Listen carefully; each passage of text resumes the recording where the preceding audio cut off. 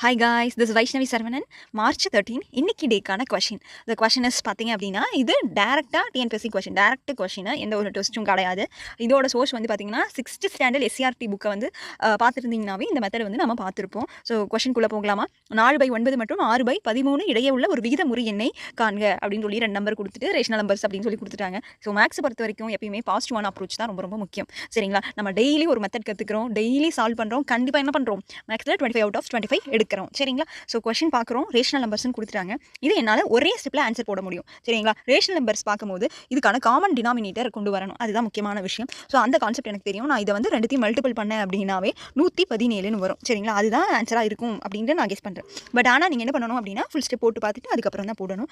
So 4/9 அப்படின்றத வந்து நான் 13ஆல் மேலேயும் கீழேயும் மல்டிபிள் பண்ணுறேன். அடுத்தது 9/13 மேலேயும் கீழேயும் மல்டிபிள் பண்ணுறேன். அப்போ ஈக்குவலாக காமன் டினாமினேட்டர் வரும். சரிங்களா? மேலே வந்து பார்த்தீங்க அப்படின்னா 4 × 13 52, 9 × 13 117. சரி, அதே மாதிரி தான் 6 × 9 54, கீழே 13 × 9 வந்து பார்த்தீங்கன்னா 117. ஸோ காமன் டினாமினேட்டர் வந்துருச்சு 52 54. ஸோ இதுக்கு இடைப்பட்ட எண் என்னவா தான் இருக்கும் அப்படின்னு பார்த்தீங்கன்னா 53/117. ஸோ த ஆன்சர் இஸ் வந்து பார்த்தீங்கன்னா பி ஆப்ஷன் அப்படின்றது தான் கரெக்டான ஒரு விஷயம். சரிங்களா?